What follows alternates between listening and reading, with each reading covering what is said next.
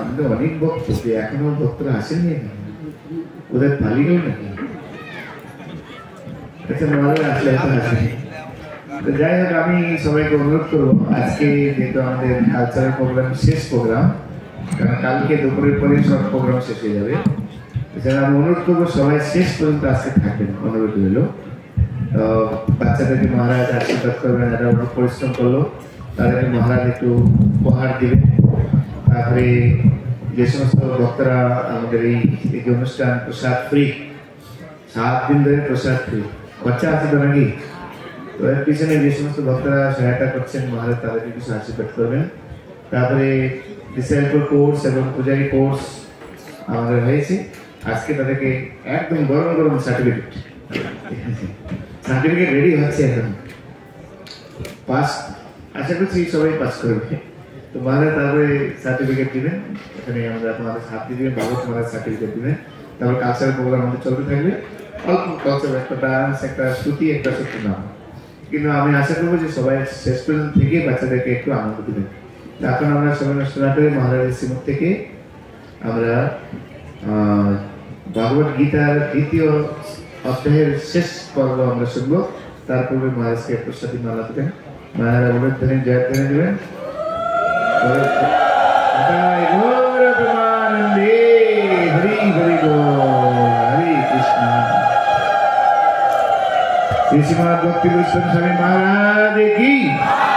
যে সমস্ত ভক্তরা এদিক সেদিক ঘোরাফেরা করছেন, দয়া করে আপনারা আসন গ্রহণ করুন। হরে কৃষ্ণ। এখন আমরা মহারাজের শ্রীমুখ থেকে ভগবত গীতা 2য় অধ্যায়ের শেষ পর্ব আমরা শুনবো এবং মহারাজ ঘোষণা করবেন আগামী বছর এই গীতা জয়ন্তীতে মহারাজ কোন অধ্যায় পাঠ করবেন। আমরা 7 দিন ধরে আমরা অনুশীলন করছি, 1ম, 2য়, 3য়, 4র্থ অধ্যায়। ভক্তিবিনোদ সাহেব মহারাজ 3য় অধ্যায় করেছেন, ভাগবত সাহেব মহারাজ 1ম অধ্যায়, 4র্থ অধ্যায়, মহারাজ 2য় অধ্যায় করলেন। আগামীবার মহারাজ বলবেন আজকে আমরা নেক্সট ইয়ারে যারা তাদের জন্য ঘোষণা দিবেন, নেক্সট ইয়ারে আমরা কোন অধ্যায় পাঠ করব। তারপরে মহারাজ এখনো থাকবেন লাস্ট পর্যন্ত, যারা গীতা লেখনী, 7 লক্ষ গীতা লেখনীতে অংশগ্রহণ করবেন তাদেরকে মহারাজ নিজের হাত থেকে বই দেবেন।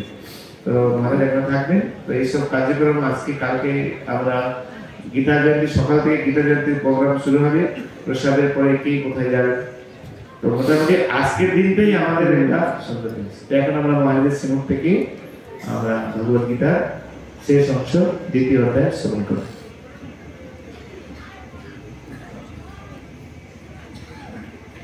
গীতা লেখন রেজিস্ট্রেশন আজকে আপনাদের মহান সুযোগ, আগামীকালকে থেকে গীতা জয়ন্তী শুভ তিথি থেকে লেখা শুরু করবেন। আমার বক্তব্যের পরে যখন অন্যান্য কার্যক্রম চলবে আমি ঠিক সময় টেবিলে থাকবো, ঠিক আছে? তো আপনারা আসবেন আর এই গীতা লেখনা গ্রন্থ সংগ্রহ করবেন। ওম অজ্ঞানতিমিরান্ধস্য জ্ঞানাঞ্জনশলাকয়া চক্ষুরুন্মিলিतं येन তস্मै শ্রীগুরবে নমঃ। নমো ওম বিষ্ণুপদায় বিষ্ণুপৃষ্ঠায় ভূতলে শ্রীমতে ভক্তিবেদান্ত স্বামিনে নামিনে। नमस्ते सारस्वती देवे गौरवाणी प्रचारिणे निर्विशेषशून्यवादी पाश्चात्यदेशतारिणे वंशाकल्पतरुभ्यश्च कृपासिन्धुभ्येव च पतितानां पावनेभ्यो वैष्णवेभ्यो नमो नमः। जय श्री कृष्ण चैतन्य प्रभु नित्यानंद श्री अद्वैत गदाधर शिवासादि श्री गौर भक्तवृंद। हरे कृष्ण कृष्ण कृष्ण हरे हरे, हरे राम राम राम हरे हरे। मुखम करोति वाचालं पंगुलं हयते गिरिन्द्रकृपातमहं वन्दे परमानंद माधवं श्री गुरुजनतरणं श्री चैतन्य ईश्वर नमः विष्णुपादाय कृष्णप्रेष्ठाय भूतले श्रीमते जयप्रकाशाय। আমরা भगवत गीतार द्वितीय अध्याय शेष श्लोक पर्यন্ত पाठ করে শ্রবণ করলাম। মধ্যে বলছেন যে আগামী বছর কোন অধ্যায়টা পাঠ হবে এটা মহারাজ ঘোষণা করবে। এখন ঘোষণা করব আগামী বছর আমরা ভগবত গীতার দ্বিতীয় অধ্যায় থেকে পাঠ করে শ্রবণ করব। ঠিক আছে? এই দ্বিতীয় অধ্যায়টা আমরা কত বছর লাগছে বুঝতে, দেখা যাক তারপর তৃতীয় অধ্যায় যা হবে। আর দ্বিতীয় অধ্যায়কে বুঝলে সব বোঝা হবে, কেননা দ্বিতীয় অধ্যায় যা বলেছেন অষ্টাদশ অধ্যায় তাই বলেছেন শেষের দিকে। তাই আপনারা এই দ্বিতীয় অধ্যায়টাকে ভালো করে বুঝতে সবাই চেষ্টা করুন। তো আমি সকালে এই চার্ট আপনাদের দেখিয়েছিলাম কিভাবে দ্বিতীয় অধ্যায়কে ভাগ ভাগ করা হয়েছে। সাংখ্যযোগ, বুদ্ধিযোগ, ঐশ্বর্যম, অকীর্তিকরণ, অনার্য দুষ্টম, বুদ্ধিযোগে নিষ্কাম কর্মের মাধ্যমে অচলা ভক্তি বুদ্ধি লাভ করা, স্থিতপ্রজ্ঞ, তার লক্ষণ সম্পর্কে আমরা শ্রবণ করছি। তো এই অধ্যায় বেশি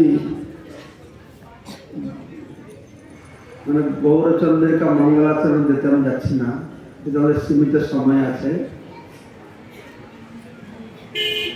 তো ভগবান অর্জুনকে জ্ঞান দিলেন যখন অর্জুন তার কাছে আত্মসমর্পণ করেছে যে আমি কিছু জানি না, আমাকে আপনি শাসন করুন, শিষ্য বলে গ্রহণ করুন। কোন অর্জুনকে ভগবান কৃষ্ণ বলেছেন যে তুমি খুব পণ্ডিতের মতন কথা বলছ, কিন্তু যে পণ্ডিত ব্যক্তি সে মৃত বা জীবিতের মধ্যে কোনো পার্থক্য দেখে না। তো তারপরে ভগবান কৃষ্ণ যে আত্মজ্ঞান দিলেন, আত্ম উপলব্ধির প্রথম সোপান হচ্ছে আমি কে জানা। তো সেখান থেকে ভগবত গীতা শুরু হল আত্মজ্ঞান। এবং এই অধ্যায়তে আত্মজ্ঞান সঙ্গে সঙ্গে আত্মজ্ঞান লাভের পন্থাও বলা হল। আত্মজ্ঞান লাভের পন্থাটি কি? কেউ হাত তুলবে? আত্মজ্ঞান লাভ করার পন্থা কি? কি করলে আত্মজ্ঞান লাভ হবে? জোরে, নিষ্কাম কর্ম করলে আত্মজ্ঞান লাভ হবে। নিষ্কাম কর্ম করলে কি হবে যার দ্বারা আত্মজ্ঞান হবে? নিষ্কাম কর্ম করলে কি হবে যার দ্বারা আত্মজ্ঞান হবে? কেউ বলতে পারবে? হ্যাঁ, চিত্ত শুদ্ধি হবে। নিষ্কাম কর্ম করলে কি হবে? চিত্ত শুদ্ধি হবে। চিত্ত শুদ্ধি হলে কি হবে? আত্মজ্ঞান হবে। আমার নিজেকে জানতে পারবো। একটা আয়নার উপরে যে অনেক ময়লা পড়ে থাকে, তার সামনে আমি দাঁড়াই, তাহলে আমার নিজের রূপটা আমি ঠিক করে দেখতে পারবো না। শুধু আয়না পরিষ্কার হবে তাহলে আমার রূপটা ভালো দেখতে পারবো। তো আমাদের চিত্ত পরিষ্কার হবে, নিষ্কাম কর্ম করলে চিত্ত পরিষ্কার হবে, তো নিজের স্বরূপকে ভালো করে বুঝতে পারবো। তো আমরা ভগবান শ্রীকৃষ্ণ তো বললেন যে কিভাবে যে আমাদেরকে ভগবান কৃষ্ণের মুখ্য উদ্দেশ্য হচ্ছে অর্জুনকে যে কোনো ভাবেই যুদ্ধে প্রবৃত্ত করানো। যুদ্ধে প্রবৃত্ত করানো কেন না, তাকে নিমিত্ত করে সারা জগৎবাসীকে শিক্ষা দিচ্ছেন যে তোমার জীবনটা শুরু করো নিজেকে শাস্ত্র অনুমোদিত কর্তব্য কর্মে নিযুক্ত করার মাধ্যমে। এটা হচ্ছে মানুষ জীবনের শুরু। শাস্ত্র অনুমোদিত কর্তব্যকর্ম করলে তার সব একটার পর একটা হয়ে যাবে। তো সেখান থেকে ভগবান কৃষ্ণ এই আত্মা সম্পর্কে জ্ঞান দিলেন। সেই লেখা আখ্যায় দেখেছি। তো প্রথম তিনি বলছেন, কেন অর্জুনের তো চিন্তা, আমরা আমার গুরুজনেরা আছে, ভাই বন্ধুরা আছে, যুদ্ধে সব মারা যাবে, আমার দুঃখ হবে, এরা মারা গেলে আমি কাকে নিশ্চিত করব? অর্জুন যে যুদ্ধ করবে না বলছে, তার মূল কারণটি কি না, সে সুখ দুঃখের বিচার করছে, জয় পরাজয়ের বিচার করছে, স্বর্গ নরকের বিচার করছে, পাপ পুণ্যের বিচার করছে। এই ভিত্তিতে এই যুক্তি দেখিয়ে তিনি বলছেন আমি যুদ্ধ করব না। তো তাকে আশ্বাসনা দিতে ভগবান প্রথমে বলছেন, দেখো তুমি আর আমি আর এই সমস্ত উপস্থিত রাজন্যবর্গ এইরকম কোনো ছিল না, তুমি আমি রাজারা ছিলেন না, আর এইরকম কোন আসবে না তুমি আমি রাজারা থাকবে না, অর্থাৎ সবাই থাকবে। এটা কি করে হবে? সবাই তো মরবে। তো আমি থাকবো, তুমি থাকবে, রাজারা থাকবে, তো কে থাকবে? তো বলছেন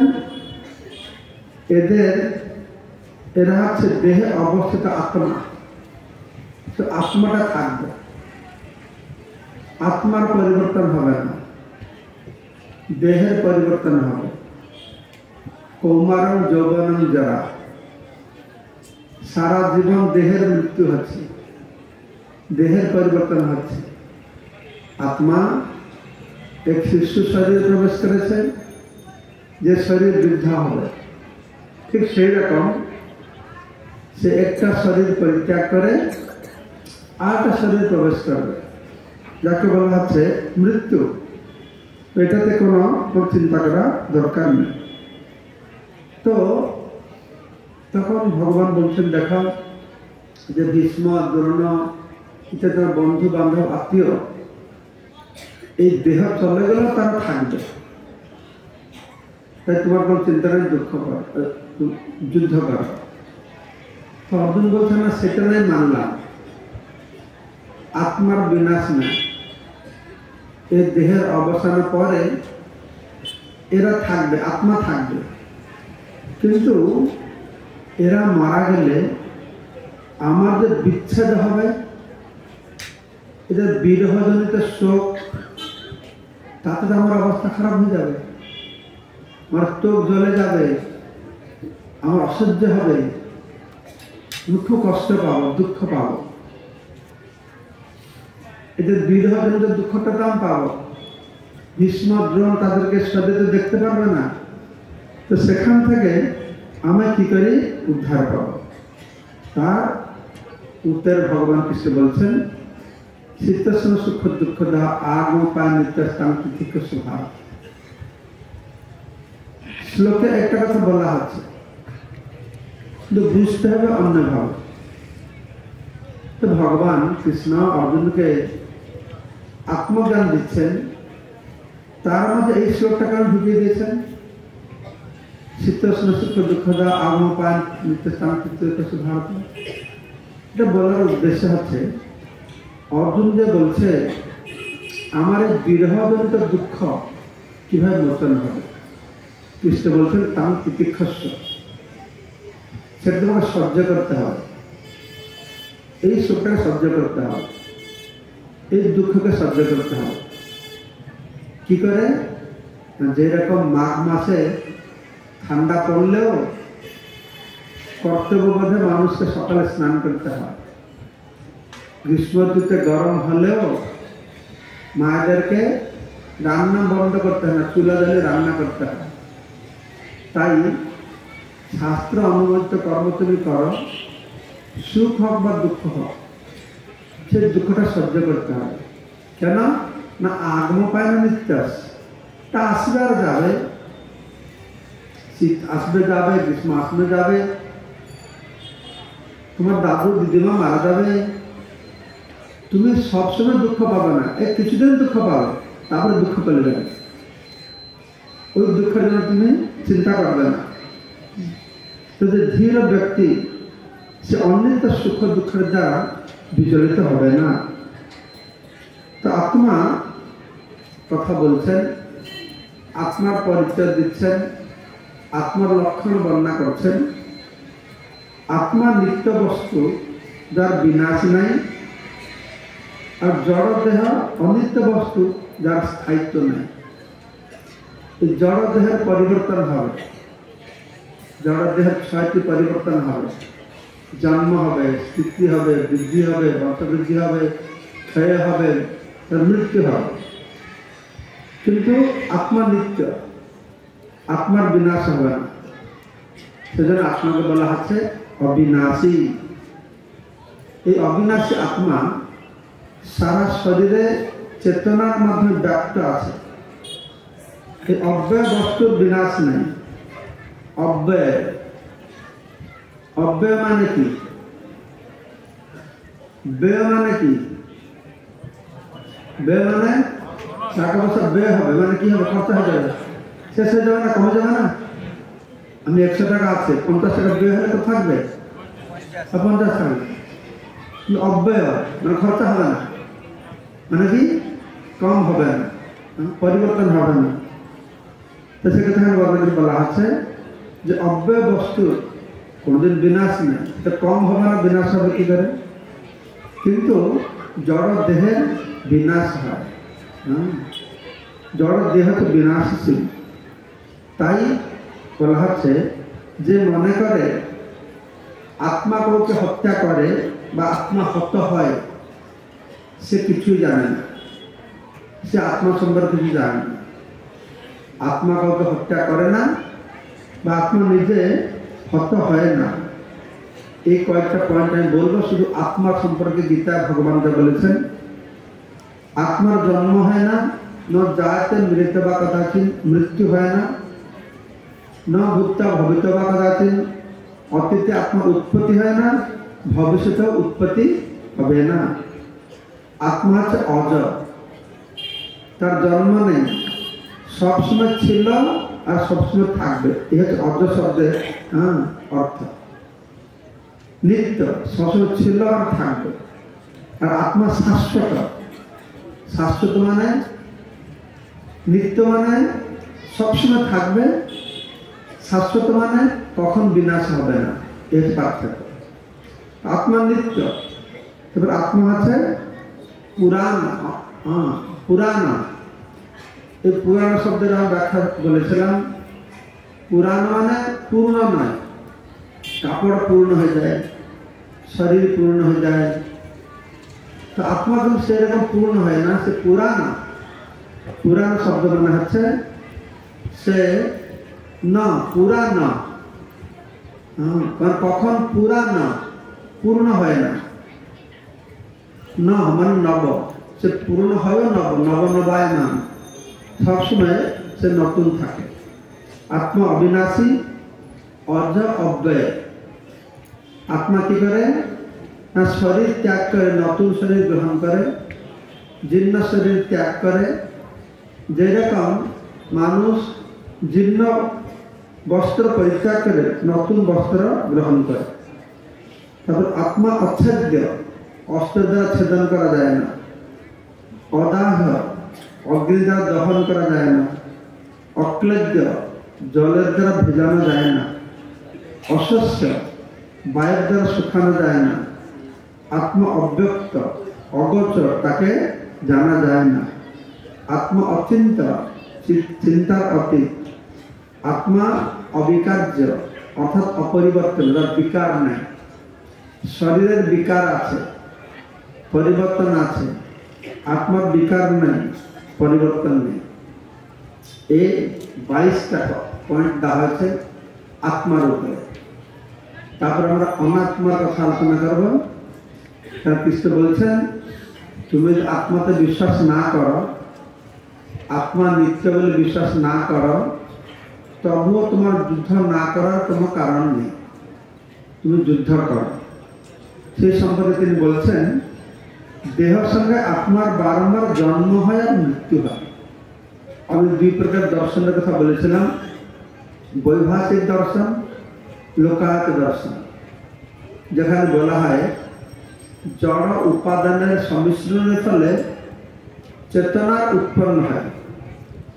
আত্মা বলে আর কিছু একটা আলাদা জিনিস নেই। এই দেহের মধ্যে আত্মা আছে, দেহ সৃষ্টি হলে আত্মা সৃষ্টি হবে, দেহ শেষ হলে আত্মা শেষ হয়ে যাবে। দেহের অবসান নেই, আত্মার অবসান হবে। তো কিছু বোঝাতে চাইছেন যে জড় বস্তুর মিশ্রণের ফলে আত্মার উদ্ভব আছে, তাহলে তুমি কেন কান্না করতে শোকাভিভূত হচ্ছে? যে জগতে তো জড় বস্তুর কোনো অভাব নেই। জড় বস্তু রাসায়নিক বস্তুর সম্মিশ্রণের ফলে যে আত্মা হয়, তাহলে রাসায়নিক বস্তু তো কোনো অভাব নেই, তুমি কেন শোক করবে? তো আর একটা কারণ তিনি বলছেন যে যদি জড় বস্তু আত্মা হলো, শরীর শেষ হলো, আত্মা শেষ, তাদের পুনর্জন্ম নেই। তুমি যে বলছ যে মৃত্যুর পরে নরকে যাবে, তাহলে নরকের প্রশ্নই উঠে না, পুনর্জন্ম তো হবে না, নরকে যাবে কি করে? তার তোমার যুক্তিতেই তুমি পরাস্ত হয়েছে। তো এই ক্ষেত্রে তোমার যুদ্ধ না করার কোনো প্রশ্ন নেই। তো বলা আছে যে আত্মা পূর্ব কর্ম অনুসারে দেহ লাভ করবে, যাত সে ধ্রুব মৃত্যু, ধ্রুব জন্ম মৃত্যু। কর্মফল শেষ হয়ে গেলে সে বিনাশ হবে, তার বিনাশ হবে। তো এটা তো যে অপরিহার্য, তো সে অপ্রকাশিত হবে না। এটা হচ্ছে কি যে যে কোনো সৃষ্ট বস্তু, জগতে সৃষ্ট বস্তু আত্মা অনাত্মা সব কিছু প্রথমে অব্যক্ত ছিল, অপ্রকাশিত ছিল, মাঝে ব্যক্ত প্রকাশিত হয়েছে, পরে অব্যক্ত অপ্রকাশিত হবে। আমি বলেছিলাম জীবভূত মহাভূত, এই জীব আত্মা, আমি এটা জীব। তো আমার এই শরীরটা ছিল না, আমার নামও ছিল না। আত্মার শরীরটা লাভ করে আমাকে দেখতে এইরকম। আমার বয়স 68 ইয়ার্স, তার পূর্বে তো এই শরীর ছিল না, দেখতে এরকম ছিল না, আমার নামও এটা ছিল না। এখন শরীর নাম হয়েছে, আর পরে এটা দেখতে পাওয়া যাবে না, আমার নামও থাকবে না। তো ঠিক সেরকম জড় উপাদান, জড় উপাদানগুলি সূক্ষ্ম রূপে থাকে, তারপরে এই প্রকাশিত হয়, আবার অপ্রকাশিত হয়ে যায়। তো এইভাবে জড় উপাদানের কোনো সময়ে শেষ হয় না। আমার শরীরটা তো এরকম দেখতে থাকবে না, তো শরীর উপাদানগুলি থেকে যাবে, সূক্ষ্ম স্বরূপে এগুলি থাকবে। তো এখানে দুই প্রকার কথা বলা হলো। 20 নম্বর শ্লোকে আত্মার দৃষ্টিতে ভগবান বললেন ন জায়তে মৃত্যুতে বা কদাচিৎ, জন্ম মৃত্যু নেই। তারপরে 27 নম্বর শ্লোকে জাত সে ধ্রুব মৃত্যু, জন্ম হলেই মরবে। একটা বলা আছে ন জায়তে মৃত্যুতে বা কদাচিৎ, তার জন্ম মৃত্যু নেই 20 নম্বর শ্লোকে। এটা আত্মার বিচারে বলা হলো জন্ম মৃত্যু নেই, কিন্তু সেখানে বলা আছে শরীর বিচারে জাত সে ধ্রুব মৃত্যু, ধ্রুব জন্ম মৃত্যু। তো 28 নম্বর শ্লোকে বলা হয়েছে যে দুটো কথা বলা হয়েছে, যে কৃষ্ণ মাধ্যমে কৃষ্ণ উভয় জন্ম মৃত্যু রহিত আত্মা এবং জন্ম মৃত্যু যুক্ত আত্মা, অর্থাৎ আত্মার শরীর কিভাবে অপ্রকাশ থেকে প্রকাশিত হচ্ছে, প্রকাশিত থেকে অপ্রকাশিত হচ্ছে। এই শরীর শুধু তাই নয়, এই ব্রহ্মাণ্ড তাই। একদিন ছিল এই বিশ্ব ব্রহ্মাণ্ড ছিল না, এই বিশ্ব ব্রহ্মাণ্ডটা তার সূক্ষ্ম স্বরূপে মহাবিষ্ণুর মধ্যে ছিল, তোর অব্যক্ত ভাবে ছিল। আবার কৃষ্ণের ইচ্ছায় তখন ভগবান কি করেছেন, মায়ের প্রতি দৃষ্টি নিক্ষেপ করেছেন, মায়া ক্ষোভিত হয়েছে, আর সেই উপাদানগুলি প্রকাশিত হয়ে আস্তে আস্তে রূপ ধারণ করেছে। আবার যখন প্রলয় হবে আবার অপ্রকাশিত হয়ে যাবে, এই কথা বর্ণনা করা হয়। তো এখানে আত্মজ্ঞান নিয়ে আত্মা অনাত্মা কথা বলে, তো এর উপসংহার ভগবান বলছেন যাই হোক না কেন তোমাকে যুদ্ধ করতে হবে। তো উপসংহার ভগবান বলছেন এই আত্মজ্ঞান দ্বারা করে দেখো অর্জুন, এই আত্মাকে অনেক লোক খুব আশ্চর্যরূপে দেখে বা জানে বা বুঝে, অনেক আশ্চর্যভাবে বর্ণনা করে, অনেক আশ্চর্যভাবে শ্রবণ করে, কিন্তু এরা অত আশ্চর্যভাবে শ্রবণ করেও বর্ণনা করেও প্রায় কেউই বুঝে না, কেউ বুঝে না, কেউ বুঝতে পারে না। তাহলে কি করে বোঝা যাবে আত্মার সম্পর্কে? না, গুরু আর কৃষ্ণের কৃপাতেই এই আত্মার সম্বন্ধে বোঝা যাবে। তাই এতটুকু তুমি জানো, তা উপসংহারে বলছেন যে সমস্ত শরীরে অবস্থিত আত্মা কোনো সময় বধ করা যাবে না, তাই তোমার সেই ভয়তে শোক করা উচিত না, তোমার কর্তব্য কর্মকে পরিত্যাগ করা উচিত না। এটা একটা সেকশন হয়ে গেল আত্মজ্ঞান। ভগবান তিনটে শব্দ বলেছিলেন, অর্জুন যে যুক্তি করেছিল আমি যুদ্ধ করব না, তার যুক্তি ভগবান বললেন তোমার কথাটি অনার্য দুষ্টম, তারপরে কে জয় বলো, প্রথম অনার্য দুষ্টম, তারপরে কি ছিল তো জানে, জোরে বলবে, হ্যাঁ জোরে, অস্বর্গম, তারপরে অকীর্তিকরম বলে ভগবান প্রমাণ করবে তার কথা। যদি সে অনার্য অস্বর্গ অকীর্তিকর বলছিল, ভগবান আর্য আত্মোপলব্ধির কথা বলবে, স্বর্গের কথা বলবে, কীর্তির কথা বলবে। তো স্বর্গের কথা বলতে গিয়ে ভগবান বললেন যে অর্জুন দেখো, তুমি যুদ্ধ না করার কোনো কারণ নেই, কেননা ক্ষত্রিয়দের ধর্ম হচ্ছে যুদ্ধ করা, সর্বশ্রেষ্ঠ সব থেকে মঙ্গল তাদের হচ্ছে কি না যুদ্ধ করা। অযাচিত ভাবে স্বর্গের দরজা তোমার জন্য খুলে গিয়েছে, তুমি যুদ্ধ করে যদি মরে যাও কিন্তু স্বর্গে যাবে। তাহলে কুরুক্ষেত্রের যুদ্ধ রণাঙ্গন ক্ষেত্র, এইভাবে একটি বর প্রাপ্ত হয়েছিল। কুরু রাজাটা ইন্দ্রদেবকে বর দিয়েছিলেন, সেটা আমি কোন একদিন বলেছি। তো তোমার জন্য স্বর্গের দ্বার অপাবৃত, স্বর্গের দ্বার খুলে গিয়েছে, অযাচিত হবে ক্ষত্রিয় জন্য যুদ্ধ যখন এসে গেছে, এর থেকে মঙ্গল আর কিছু নেই। বরঞ্চ তুমি যুদ্ধ না করলে তুমি স্বর্গ হারাবে, কীর্তি হারাবে, এতে পাপ হবে। তুমি যে যুদ্ধ করলে পাপ হয়ে বলছো না, সেইভাবে অস্বর্গকে প্রতিষ্ঠা করলেন না, এটা স্বর্গ যাবে যুদ্ধ করলে। তারপর অকীর্তিকরণ বলেছেন, কীর্তি, কীর্তি নষ্ট হবে। তো যে যুদ্ধ থেকে অর্জুন চলে যাবে, মানুষ সবসময় তোমার অকীর্তি কথা গাইবে। সম্মাননীয় সম্ভ্রান্ত মানুষের জন্য, তার জন্য অসম্মান হচ্ছে মৃত্যু থেকেও হয়ে নিকৃষ্ট।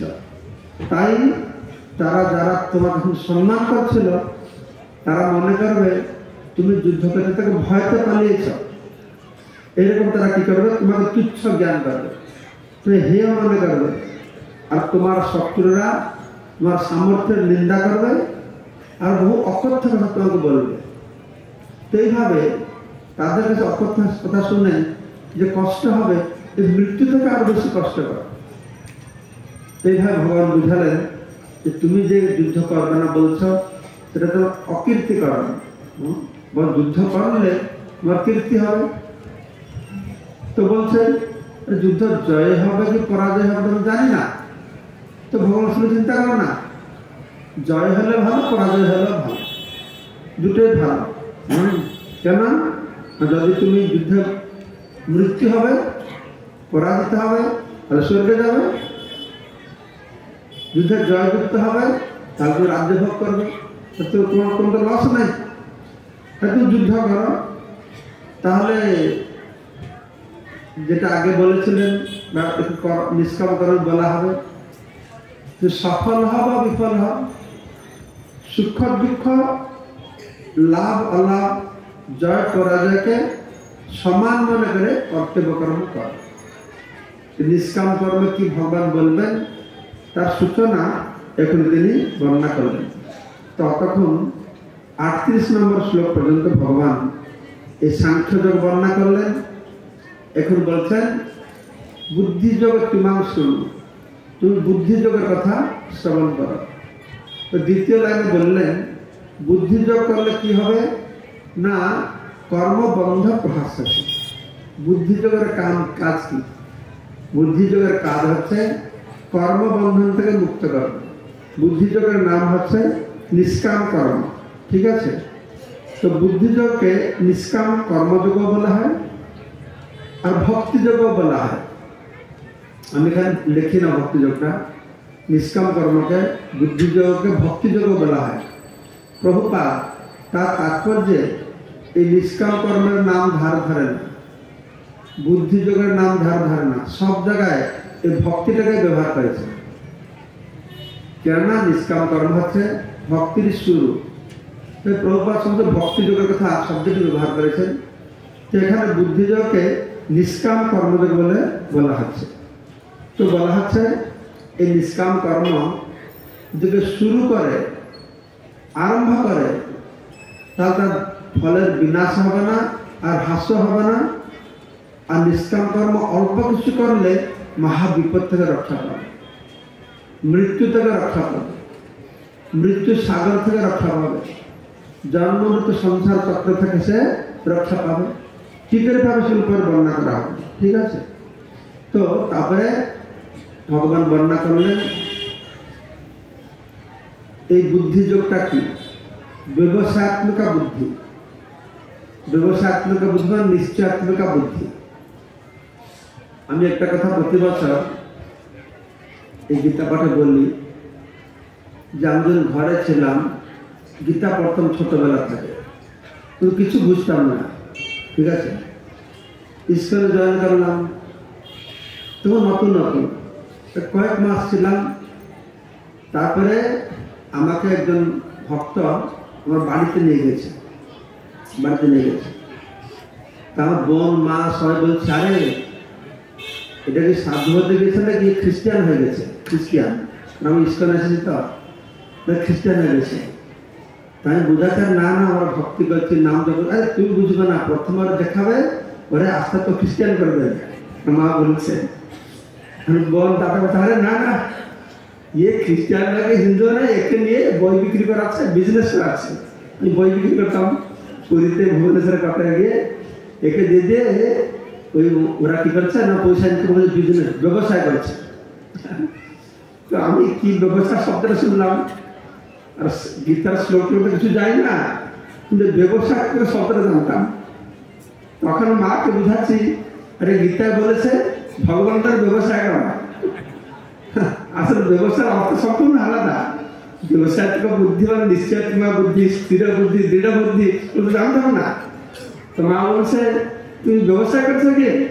তো মাকে বুঝাচ্ছি যে না, তো ভগবত গীতা কৃষ্ণ বলছেন ব্যবসায়িক বুদ্ধি, যে আমাদের ব্যবসায় করা, সম্পূর্ণ ভুল কথা। তো অতক্ষণ তার ভাবতাম ভুল কথা, কিন্তু দেখুনি এসব আচার্য লিখেছেন। আমি চিন্তা করলাম যে নিষ্ঠা, বুদ্ধি নিষ্ঠা হবে, স্থির হবে, তো ব্যবসা শব্দের কেন ব্যবহার করা হলো? ব্যবসাত্মিক বুদ্ধি কেন? স্থির বুদ্ধি বলতে পারত, আত্মনিষ্ঠ বুদ্ধি বলতে পারত, অচলা বুদ্ধি বলতে পারত।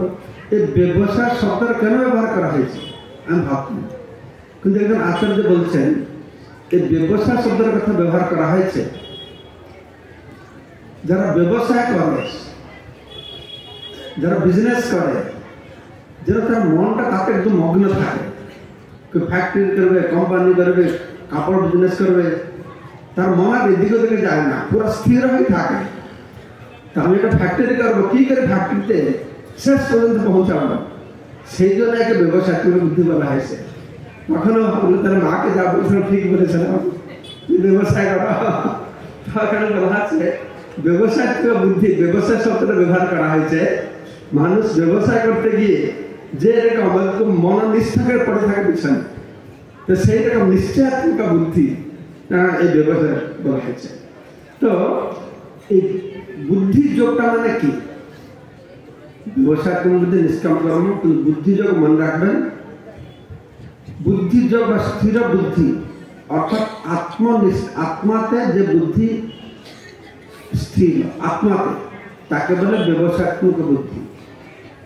আর জড় বস্তু যে বুদ্ধি স্থির, তাকে বলে অব্যবসাত্মক বুদ্ধি। আত্মাতে বা ভগবানতে যে বুদ্ধি স্থির, তা ব্যবসাত্মক বুদ্ধি, স্থির বুদ্ধি, অচলা বুদ্ধি, তাকে বলা হচ্ছে আত্মনিষ্ঠ বুদ্ধি। তো আর অব্যবসায়িক বুদ্ধি কি হবে না, বহু শাখা বিশিষ্ট, বহুমুখী। অব্যবসায়িক বুদ্ধি তো দেহ ভিত্তিক, দেহ ইন্দ্রিয়, এটা চাইবে, ওটা চাইবে, ওটা চাইবে, তাই সেটা বুদ্ধিকে বিক্ষিপ্ত করবে। সেজন্য বলা হয় কি অব্যবসায়িক বুদ্ধি। অস্থির চিত্ত সকাম ব্যক্তিদের বুদ্ধি অব্যবসায়িক। যারা সকাম, বহু কামনা বাসনায় জর্জরিত, তাদের চিত্ত অস্থির, তাদের বুদ্ধিকে অব্যবসায়িক বুদ্ধি বলা হচ্ছে। তো ভগবান তো নিষ্কাম কর্মের কথা বললে তার আগে সকামের কথা বর্ণনা করছেন। কিভাবে বেদ আমাদের সকাম কর্মে নিমগ্ন করেছে। বেদ বর্ণিত সকাম কর্ম যে অনুগামী, বেদে যে একদম পুষ্পিতম বাচন, বেদে বহুত মন ভুলানির কথা বলা হয়েছে মানুষকে আকর্ষণ করবার জন্য। ভগবানকে পেতে হলে তো এটাকে ত্যাগ করো, সেটাকে ত্যাগ করো, সেটাকে ত্যাগ করো। কে ভগবান পেছনে যাবে? তাহলে ভগবান চিন্তা করছে তাহলে কী করবো? তিক্ত ঔষধ তো মা যদি বাচ্চাকে দেবে তো তিক্ত ঔষধ খাবে না, তাহলে কী করবে মা? তাকে সুগার কোটের কুইনাইন বানাবে আর উপরে মিষ্টি লাগিয়ে দেবে। সে মিষ্টির লোভে মেডিসিনটা খাবে, তো আস্তে আস্তে কাজ করবে। তো ভগবান কী করেছেন, তো উপরে মিষ্টি লাগিয়ে দিয়েছেন, সকাম কর্মদের জীবনটাকে শুরু করেছেন। বলা আছে যে বেদে বর্ণনা করেছেন এই যজ্ঞ করো, ওই যজ্ঞ করো, স্বর্গপ্রাপ্ত হবে, পুত্রেষ্টি যজ্ঞ করো, চন্দ্রলোক পাবে ইত্যাদি বর্ণনা করেছেন। সুখ ভোগ পাবে, উচ্চকুলে জন্ম হবে, কিছু বর্ণনা করেছেন। কিন্তু ব্যাপারটা হচ্ছে কি, বেদবাদ রথাপার্থ ন অন্য অস্তিত্ববাদী না।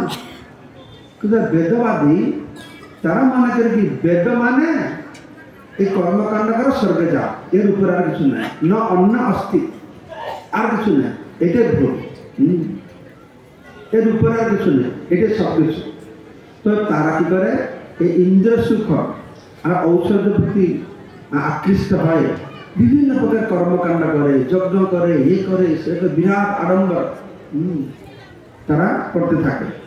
তো এইভাবে বিভিন্ন প্রকার জড়বস্তু সুখভোগ ঔষধের প্রতি আসক্ত থাকার দরুন তাদের বুদ্ধি আর স্থির থাকে না। তার বুদ্ধি আর স্থির থাকে না, অব্যবসায় হয়ে যায়, বুদ্ধি স্থির থাকে না। ভগবানের কোথায় বুদ্ধি স্থির থাকে না? না ভগবানের সেবায় বুদ্ধি স্থির থাকে না। তার বুদ্ধিটা আত্মনিষ্ঠ না, দেহনিষ্ঠ। তাই কামনা বাসনা তার জর্জরিত হয়, তার বুদ্ধি স্থির থাকে না।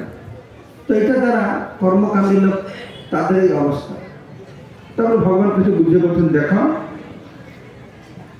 এই যে বিভিন্ন কর্ম করে, বর্ণাশ্রম ধর্ম করে, ব্রাহ্মণ, ক্ষত্রিয়, বৈশ্য, শূদ্র, সেটা কোন ভিত্তিতে করে? বর্ণ আর আশ্রম ভিত্তিতে। তো এই যে বর্ণ আশ্রমটা কোন ভিত্তিতে হয়েছে? না গুণের প্রভাব অনুসারে। সত্য গুণের লোক ব্রাহ্মণ হবে, সত্য রজগুণের লোক ক্ষত্রিয় হবে, রজ তমগুণের লোক বৈশ্য হবে, তমগুণের লোক শূদ্র হবে। মানে কি বেদে কি বলল? বেদে বর্ণাশ্রম ধর্ম কথা বলল। বেদে বর্ণাশ্রম ধর্ম বললো মানে কি? ত্রিগুণের কথা বলল, সত্য রজতমের কথা। তো ভগবান বললে त्रैगुण्य विषय वेद निष्ठगुण्य भवतु। ये अर्जुन এই বেদে যে সকাম কর্মের কথা বলা হয়েছে তা ত্রিগুণের অধীন। তুমি কি করবে? তুমি ত্রিগুণের ঊর্ধ্বে যাও। তুমি সমস্ত দ্বন্দ্ব, দ্বন্দ্ব মানে কি? ভালো মন্দ, সুখ দুঃখ, পাপ পুণ্য, নির্দ্বন্দ্ব নিত্য সত্যস্থ স্বস্বরূপে স্থিত হয়, দ্বন্দ্ব থেকে মুক্ত হয়, অলভ্য বস্তুর লাভ এবং লভ্য বস্তুর সুরক্ষা দুশ্চিন্তা ত্যাগ করা, যোগক্ষম নির্যোগক্ষম। আমি বলেছিলাম ভগবান বলছেন যে আমার ভক্ত যোগক্ষম বাহামিহম, তার নেই যেটা দিব, যেটা আছে সুরক্ষা করো। কিন্তু ভগবান এখানে বলছেন যে তুমি নির্যোগক্ষম, নির্যোগক্ষম, অলভ্য বস্তুকে লাভ করবার ইচ্ছা করো না, এটা লাভ করেছ সুরক্ষা করার এই যে দুশ্চিন্তা সেখান থেকে মুক্ত হয়ে তুমি আধ্যাত্মিক চেতনায় উন্নীত হতে হবে। তো এভাবে ভগবান বললেন যে বেদে এই যে সমস্ত কথা বলা হয়েছে সেগুলো তুমি বাদ দাও, তার ঊর্ধ্বে যাও। কেন না বেদে অনেক কথা বলা হয়েছে, এটা করলে এই সুখ পাবে, এটা করলে সেই সুখ পাবে, এটা করলে এই সুখ পাবে। তো ভগবান বলছেন দেখো ছোট ছোট জলাশয় যদি যাবে তাহলে কোথায় কাপড় ধোবে, কোথায় খাবার জল, কোথায় স্নান করবার জল পাবে। ইন্দ্রের কাছে এটা গেলে একটা পাবে, বরুণের কাছে গেলে একটা জিনিস পাবে, সরস্বতীর কাছে একটা জিনিস পাবে। কিন্তু বড় লেকে যাবে তাহলে সব কাজ হয়ে যাবে। ঠিক সেই রকম যে বেদের যে জানার বস্তু, যে পরম ব্রহ্ম, ব্রহ্ম বস্তু, সর্বস্ব বেদে অহমদ বেদ্য বেদান্ত কৃত বেদবিদ এবচাহ। তো কৃষ্ণকে জানলে কি হবে?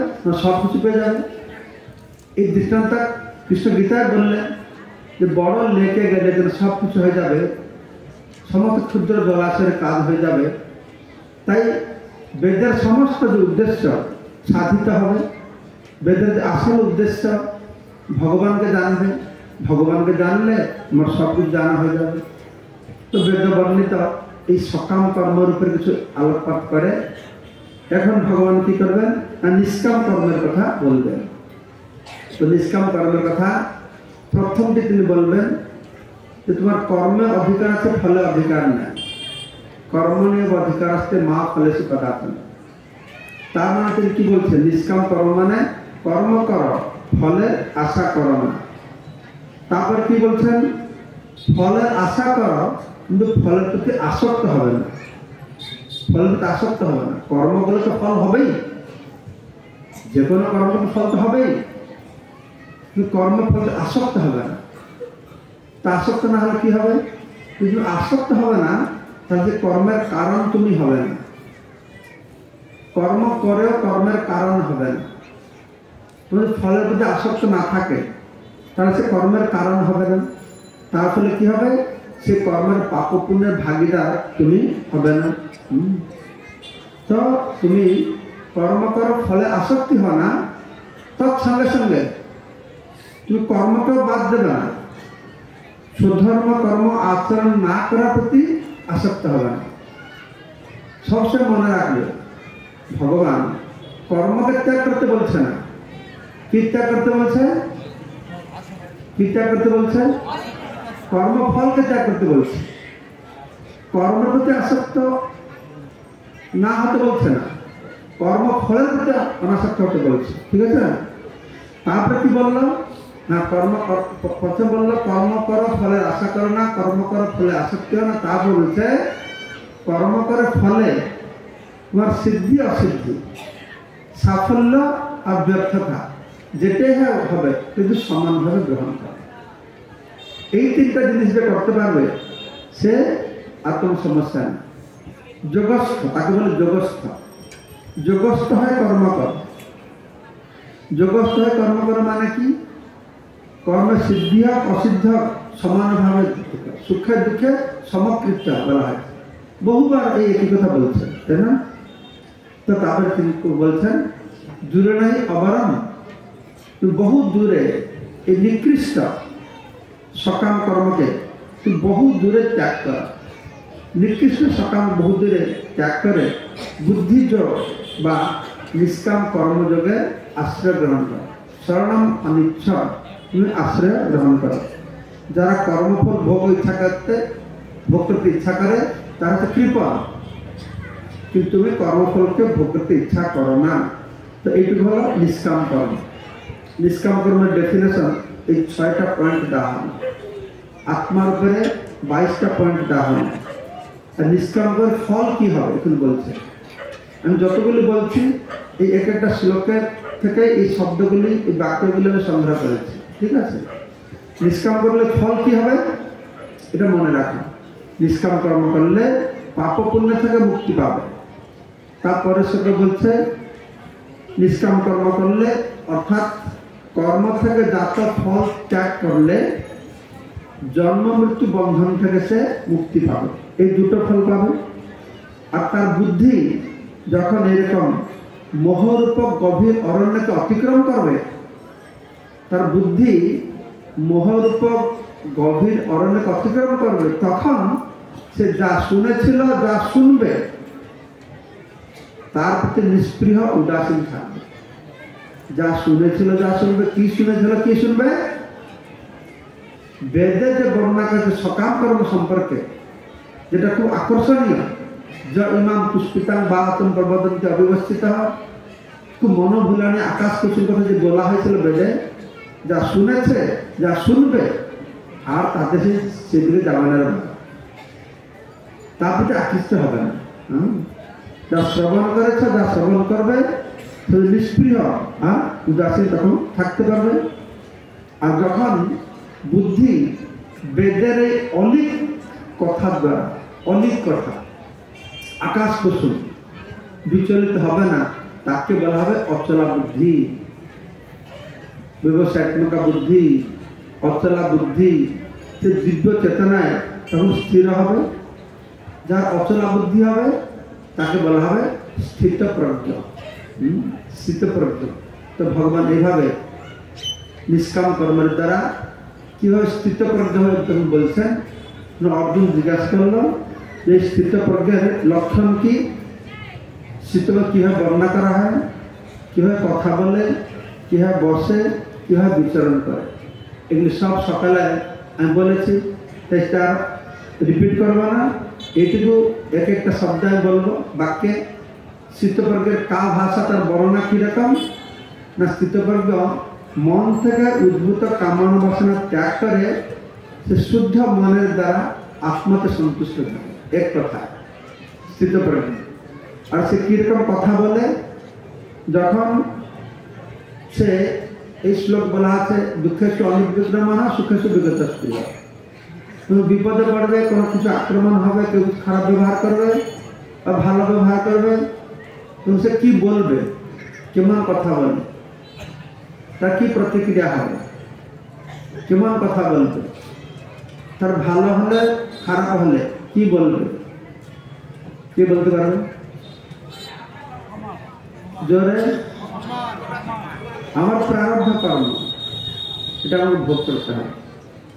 কাকে বলবে? নিজেকে বলবে, আর কাকে বলবে? যে প্রশ্ন করবে তাকেও বলবে, ঠিক আছে।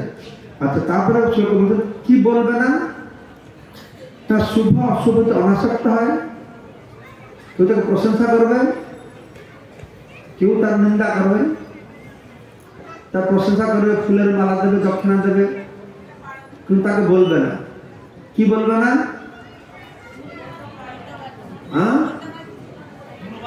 তোমাকে ধন্যবাদ, ভগবান মঙ্গল করুক, এগুলো বলবে না সে। আর যদি কেউ তাকে থাপড় দিল, গালাগালি দিল, তাকে বলে একটু বেটা ভর, এটা তো বলবে না। এটা আমি মন থেকে বলছি না, আমাদের আচার্যরা বলেছেন, সেরকম বলছি, ঠিক আছে। তো এইভাবে বলবে।